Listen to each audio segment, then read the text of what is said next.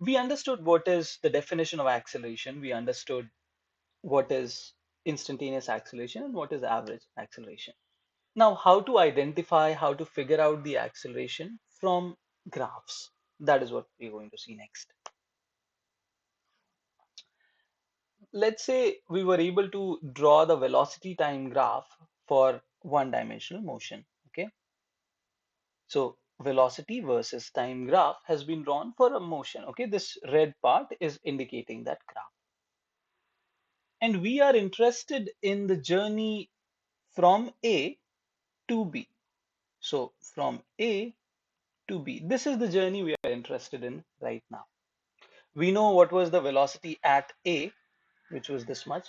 We also know what was the velocity at B, which is indicated as this much, Vxf. How to find the average acceleration for this journey? We stick to the definition of average acceleration, which told us that acceleration average is simply delta V upon delta T. Delta T, we all can see the value, we all can measure that value. It's this line, the length of this line. Let me mark it with a different color. The length of this line, okay, that's delta T. Okay, what about delta V then? Delta V is Vxf minus Vxi. Vxf minus Vxi upon delta T. Vxf minus Vxi is this length or this length? It's this length, delta Vx. And here you can see, if you join points A and B, you're able to form a right angled triangle.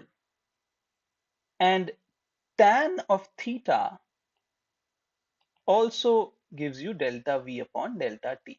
Tan of theta or tan theta is the slope of this line AB. It's the slope of the line AB. So what did we learn? That the slope of velocity time graph gives us acceleration. Mind you that this was average acceleration we were interested in. So if you have to find out average acceleration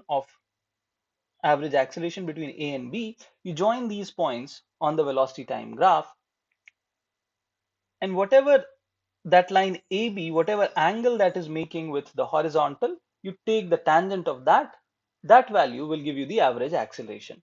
As simple. Okay, fine. Finding average acceleration from velocity time graph is easy. How to find instantaneous acceleration then?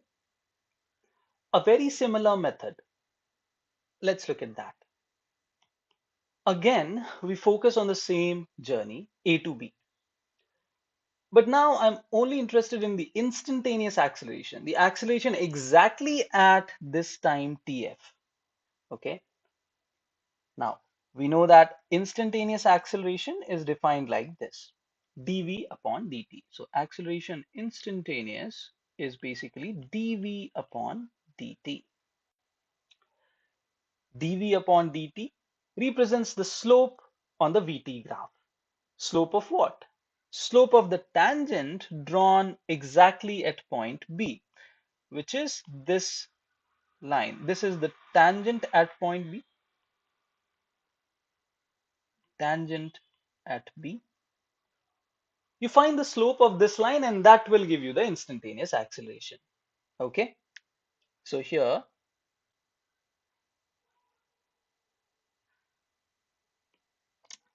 this part, this blue line gave you the average acceleration, and the slope of this line, let's call this alpha. So tan of alpha will give you the instantaneous acceleration. So very similar to average acceleration. For the journey A to B, I was only interested in the acceleration at point B at time TF. So then I drew a tangent at point B on the velocity time graph, and the slope of that tangent gives me the instantaneous acceleration. Okay, right. What if I have to find out the instantaneous acceleration at an intermediate point? at an intermediate time between t initial and t final. Let's take, for example, this time interval, okay? Let's call it t1. If I have to find out what was the instantaneous acceleration at time t1, how would I do that? From the graph. So locate the value on the VT graph. At this point, you draw a tangent. Let's draw that tangent. The tangent will look like this blue line. The slope of this blue line will give you the instantaneous acceleration. So slope gives instantaneous acceleration. At what time? At t1. With this, we have a clear understanding of what is acceleration, how it is defined in terms of velocity, and how is it categorized. There is something called average acceleration, and then there is something called instantaneous acceleration.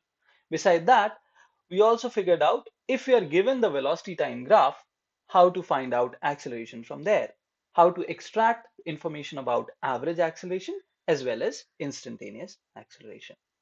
Now we move to the general analysis of one-dimensional motion. We're going to look at equations of motion.